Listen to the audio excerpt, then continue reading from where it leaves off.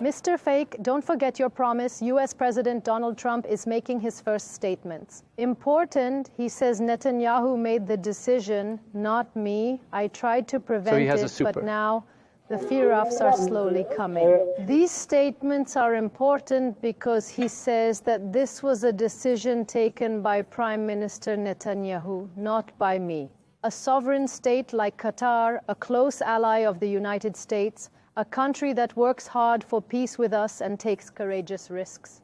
The unilateral bombing of Qatar serves neither Israel's nor America's goals, but to eliminate the Hamas that profit from the suffering of the people of Gaza is a valuable target.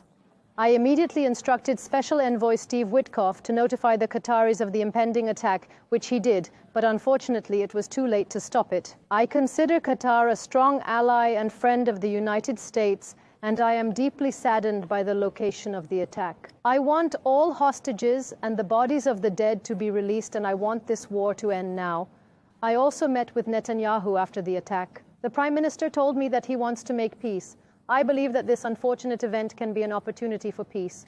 I also met with the Emir and Prime Minister of Qatar and thanked them for their support and friendship for my country. I assured them that this would never happen again on their soil.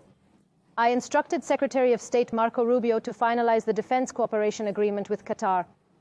And I gave it to him, he adds. And finally, he says this: I am pleased to announce Princeton student Elizabeth Zirkov was freed by Hezbollah in Kataib and after many months of torture is now safe in the American embassy in Iraq.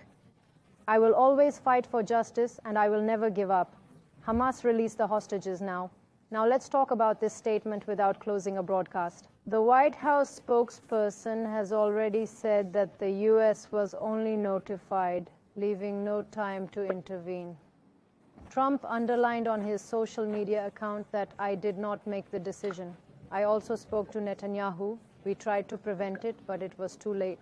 Of course, it is a step. Then with all due respect, he will not claim that he is the superpower of the world. He will say, I am a state that is on Israel's tail. In other words, the missile went ahead and Netanyahu ran after it and couldn't catch up. There is such a disastrous situation in his statement. Ignorant. It's like, well, you did this. Netanyahu did this shit.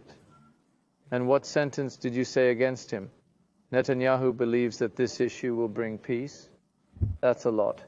So it wasn't a maze after all. It's right to do it to the Hamas leadership, but the place where it was done made me very sad. It's like this. America and Israel said so, but he doesn't need perception with this statement. The man, Netanyahu's superpower, I will bring peace. Netanyahu gave it. Israel is playing with the U.S. like a cat with a mouse. The thesis that the U.S. is the superpower and thus the whole world is under its self-control has collapsed. These are the bottom line. The phrase, a dog doesn't tread on a dog's foot. They're on the same side. Occupying USA, occupying Israel. We will not wait for the U.S. on Israel's occupation. For 2 years, they have put forward nearly 200 peace scenarios. Netanyahu ignored none of them.